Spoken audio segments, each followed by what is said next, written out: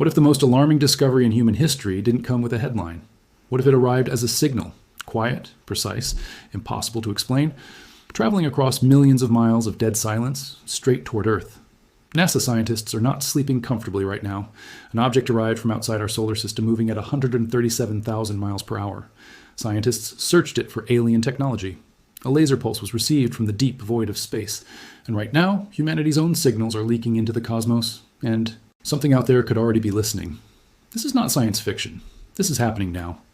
There is a question that keeps the world's most brilliant scientists awake at 3 in the morning, staring at data on their screens, running calculations again and again as if the math will somehow change. And that question is devastatingly simple. Are we alone? Not in the philosophical sense, not as a poem, not as a movie premise, as a hard, terrifying, scientifically measurable reality. And for the first time in recorded history, that question is no longer sitting comfortably in the realm of speculation. It has moved. It has taken a physical shape. And NASA, the most powerful space agency on the planet, is at the center of something that the public has barely begun to process. Let's start with what actually happened. On the 1st of July, 2025, a telescope sitting in the mountains of Rio Hurtado, Chile, caught something that immediately sent shockwaves through the global scientific community. The NASA-funded Atlas Survey Telescope, a system designed to scan the skies for dangerous objects that could threaten Earth, reported observations of a comet that originated from interstellar space. They named it 3I Atlas, third interstellar object ever confirmed in human history. And the moment that name was assigned, the world divided into two camps. Those who accepted the official explanation, and those who understood that the official explanation might only be the beginning of the story. Because here's the part that demands your full attention. When 3I Atlas was discovered, it was traveling at approximately 137,000 miles per hour. 137,000 miles per hour. That number is not an abstraction. That is a velocity that no naturally drifting object in our solar system carries. That is a speed that says this thing came from somewhere very far away, with enormous energy behind it moving through the void of space like it had a destination. Its hyperbolic trajectory, entirely unaffected by the sun's gravity, confirmed that it originated beyond the solar system and will never return. It came in, it passed through, and then it left forever.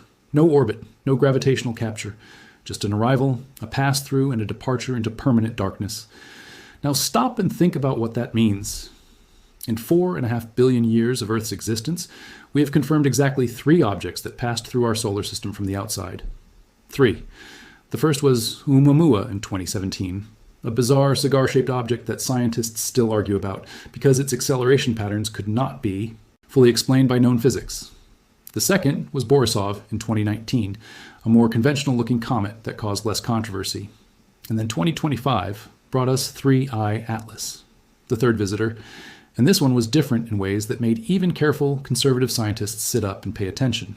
Because 3I Atlas is, according to one Harvard astrophysicist's published paper, possibly a technological artifact, and furthermore, if it is, it has active intelligence behind it.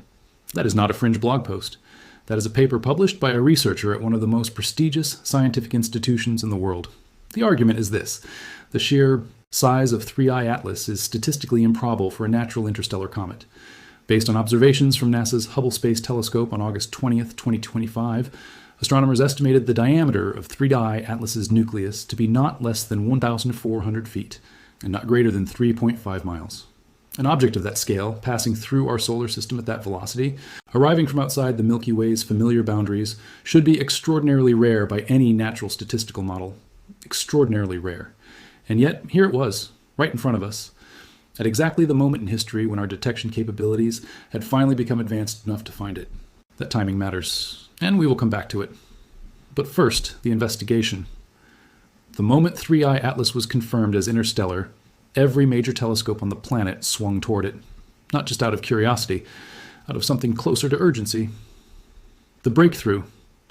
Listen Project used one of the world's biggest, most sensitive radio telescopes, the 100-meter Green Bank telescope, to listen for several hours to the comet, roughly a day before its closest approach to Earth. They were searching for what scientists call technosignatures, artificial signals, patterns of radio frequency transmission that cannot be produced by stars, by gas clouds, by natural cosmic events, only by technology, only by something built. The team searched for artificial technosignatures across a wide range of radio frequencies, and while many signals were heard, Not a single one turned out to be from the comet. Official result: silence. But here is what the official result does not tell you. Absence of a radio signal does not mean absence of technology. Our own civilization transmits in radio waves and laser pulses in frequencies across the entire electromagnetic spectrum. A civilization more advanced than ours might communicate in ways our current instruments simply cannot detect. We were essentially pressing a cup against the wall and listening for voices, in a universe where the conversation may be happening in a language our instruments have never been designed to hear. Meanwhile, NASA was pulling out every tool it had. NASA's Parker Solar Probe observed interstellar comet 3I Atlas from October 18th to November 5th, 2025, with its WHISPER instrument snapping around 10 images of the comet per day. NASA's James Webb Space Telescope collected its first mid-infrared chemical fingerprint of an interstellar object, multiple orbiters, ground-based observatories, international partnerships. Every eye humanity had in space was focused on this single object as it made its passage through our solar neighborhood. And what scientists found was simultaneously reassuring and deeply unresolved. Data from NASA's Psyche mission and ESA's Mars Trace Gas Orbiter found the comet to be accelerating. A slight push caused by jets of vaporized gas escaping the surface, something commonly seen in comets. That is the conventional explanation. Outgassing, natural physics, a comet behaving like comets behave. But the questions did not stop there. They multiplied. Because at the exact same time that the world was watching 3I Atlas slide through our solar system, making its closest approach to Earth on December 19th, 2025, at a distance of roughly 170 million miles, and then vanishing back into the deep dark of interstellar space forever. A completely separate development was unfolding inside NASA's laboratories that carried its own staggering implications. NASA had been conducting an experiment, a quiet one, not announced with press conferences and countdown clocks, but carried out methodically over 2 years aboard the Psyche spacecraft, and what it demonstrated changed, fundamentally, what humanity understands about the nature of communication across cosmic distances. NASA's deep space optical communications technology successfully showed that data encoded in lasers could be reliably transmitted, received, and decoded after traveling millions of miles from Earth at distances comparable to Mars. Nearly 2 years after launching aboard the agency's Psyche mission in 2023, the technology demonstration completed its 65th and final pass, sending a laser signal to Psyche and receiving the return signal from 218 million miles away. 218 million miles, a laser, a signal, sent, received, decoded. Now absorb that fully, because this is the part where everything connects in ways that most people have not been told to think about. For decades, the dominant assumption in the search for extraterrestrial intelligence was that alien civilizations would communicate using radio waves, the same technology we developed in the early 20th century. SETI researchers pointed giant dish antennas at the sky and listened to radio frequencies, scanning billions of channels for anything that sounded non-natural. That search has been ongoing for more than 60 years, and it has found nothing definitive. Not one confirmed signal, not one unambiguous pattern that could not be explained away by some natural phenomenon or human-made interference. But now consider what NASA just proved. The DSOC system achieved peak downlink data rates of 267 megabits per second at 55 million kilometers and 8.3 megabits per second at 400 million kilometers, significantly higher than traditional radio frequency systems, which typically transmit less than 1 megabit per second at comparable distances. Laser communication is not just faster, it is more precise, more directional, and far more difficult to detect unless you are specifically positioned along its path. A civilization communicating by laser could be screaming across the galaxy and we would hear nothing, because we were not standing in the right place, looking with the right instruments. This is the revelation that changes the entire framework of the search. A team from NASA's Jet Propulsion Laboratory and Penn State University looked at when and where human transmissions would be most detectable by intelligent life outside the solar system. This helped to build patterns that could be employed by SETI in its hunt for signs of intelligent life, what scientists call technosignatures, beyond the solar system. The logic is elegant and alarming in equal measure. We studied our own communication patterns. We mapped where our signals leak out into space, and from which angles a distant observer would be most likely to intercept them. And then we reverse the logic. If we can figure out where an alien civilization would need to be positioned to overhear our transmissions, we can calculate where we should be pointing our instruments to overhear theirs. A new study showed that our deep space transmissions, especially those aimed at Mars and interplanetary spacecraft, spill over into space in detectable patterns. If extraterrestrial observers were aligned with certain planetary positions, they would have a strong chance of catching our signals. So, read that again. Our signals are already leaking. Right now, as you absorb these words, transmissions from Earth's deep space network are bleeding past Mars, past Jupiter, past the edge of our solar system, and out into the interstellar void. Precise, structured, unmistakably non-random patterns of electromagnetic radiation moving at the speed of light in specific directions across the galaxy. And depending on where an alien civilization is positioned, they may have been receiving those transmissions for decades. They may have already detected us. They may already know we are here. And we have had no idea, because we were not looking in the right places, listening on the right frequencies, or even asking the right questions. With the upcoming launch of NASA's Nancy Grace Roman Space Telescope, researchers expect to detect 100,000 previously undetected exoplanets, greatly increasing the potential search area for extraterrestrial intelligence. 100,000 new worlds, each one a potential host for life, each one a potential civilization that has been in existence for thousands or millions of years longer than ours, each one a potential source of signals that we have never been able to detect because we simply did not know where to look. The mathematics of this have always been staggering. Our galaxy, the Milky Way, contains somewhere between 200 billion and 400 billion stars. Conservative estimates suggest that roughly 20% of those stars host planets in what scientists call the habitable zone, the region where liquid water can exist and where life as we understand it becomes chemically possible. That gives us a minimum of 40 billion potentially life-supporting worlds in our galaxy alone. And our galaxy is one of an estimated 2 trillion galaxies in the observable universe. The numbers become so large they stop feeling like numbers and start feeling like something closer to inevitability. The idea that in all of that, across all of that incomprehensible volume of space, time, and chemistry, Earth is the only planet that produced something capable of wondering whether it is alone is not a scientific position. It is a psychological defense mechanism. And yet the silence has persisted. This is what physicists call the Fermi paradox. Enrico Fermi, one of the architects of the nuclear age, asked the question plainly over lunch one day in 1950. If the galaxy is full of potentially intelligent civilizations, where is everybody? Where are the signals? Where are the artifacts? Where is the evidence? Decades later, the paradox remains unresolved. But 2025 may have given us the most important clues toward an answer that science has produced in modern history. SETI scientists search for advanced alien civilizations by looking for signs of technology, signals or patterns that cannot be explained by natural phenomena, that may indicate intelligent life. These signals are called technosignatures and come in various forms. Radio telescopes are the most commonly used tool for SETI searches. Researchers also use optical telescopes to scan for laser pulses that could indicate communication or propulsion patterns. Another approach involves studying the atmospheres of exoplanets in habitable zones to look for chemical signatures that might suggest life or industrial activity. And that atmospheric approach is where the James Webb Space Telescope has entered this story with results that have been, to put it carefully, not fully discussed in public. The search for signs of life in the universe has entered a new phase with the advent of the James Webb Space Telescope. Detecting biosignature gases via exoplanet atmosphere transmission spectroscopy is in principle within JWST's reach. What this means, in plain language, is that the James Webb Telescope is capable of detecting the chemical fingerprints of life in the atmospheres of planets orbiting other stars. Not hypothetically, not eventually. In principle, right now, with the instruments it currently carries. Scientists are scanning exoplanet atmospheres for the presence of oxygen, methane, water vapor, and more exotic compounds that could only exist in significant concentrations if something biological was producing them. And the results of those scans are being analyzed carefully, methodically, with an enormous amount of scientific caution, because the scientists running this program understand, better than anyone, what an announcement of confirmed biosignatures would mean for the entire human civilization. Atmospheric technosignatures, such as nitrogen dioxide emissions, have become more detectable than they were a decade ago, thanks to advances in instruments like the James Webb Space Telescope and the upcoming Habitable Worlds Observatory.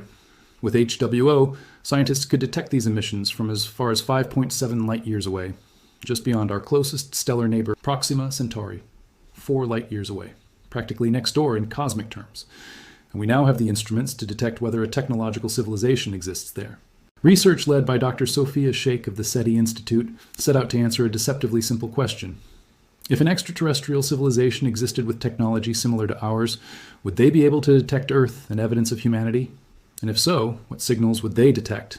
And from how far away? The answers were sobering. The findings revealed that radio signals, such as planetary radar emissions from the former Arecibo Observatory, are Earth's most detectable technosignatures, potentially visible from up to 12,000 light-years away. 12,000 light-years. The scope of that number should arrest you completely. It means that a civilization 12,000 light-years away on the other side of our galaxy, effectively, could already know that an intelligent radio-transmitting species lives on a small rocky planet in the Orion arm of the Milky Way. They could have received our first major radar transmissions decades ago. The signal is already out there. It has been spreading through space at the speed of light since the moment we first pointed powerful transmitters toward the sky. We did not ask whether anyone was listening. We just started broadcasting. And we have had no way to know who might have heard. The search for extraterrestrial technosignatures has evolved beyond traditional radio signal detection, driven by advancements in technology and a broader understanding of potential alien communication methods. This expansion includes optical signals, megastructures like Dyson spheres, quantum sensors, and computational techniques. As big data and artificial intelligence continue to evolve, their application in SETI will become increasingly critical for identifying potential technosignatures. This is the part of the story that most coverage misses entirely. The search for extraterrestrial intelligence is no longer a single, focused effort pointing a radio dish at the sky and hoping for a beep. It has become a multidimensional, multi-frequency, AI-assisted, telescope network integrated scientific enterprise operating simultaneously across radio waves, optical frequencies, atmospheric chemistry, gravitational signatures, and now, because of what 3I Atlas demonstrated, physical object analysis. We are not just listening anymore, we are looking at everything, every anomaly, every object that moves in a way that does not fit the model, every atmospheric fingerprint that should not exist on a world that was supposed to be dead. Researchers at the Penn State Extraterrestrial Intelligence Center have been awarded a $480,000 grant under the NASA Exoplanets Research Program to search specifically for radio and laser signals from alien civilizations. NASA is not dabbling in this. NASA is funding it actively, with taxpayer money and with institutional commitment that did not exist at this level 5 years ago. The question of extraterrestrial intelligence has moved from the margins of space science into its mainstream. And that shift did not happen because scientists suddenly became optimistic dreamers. It happened because the data, the actual observable, measurable data, began suggesting that the question was no longer premature. Now think about what we have established in the course of this story. An object of improbable size and velocity arrived from outside our solar system, traveling faster than any naturally drifting object should, passing through at an angle that brought it directly through the inner solar system, closest approach to Earth on December 19th, 2025. Before departing permanently into the interstellar void, never to return. Scientists searched it extensively for signs of artificial technology.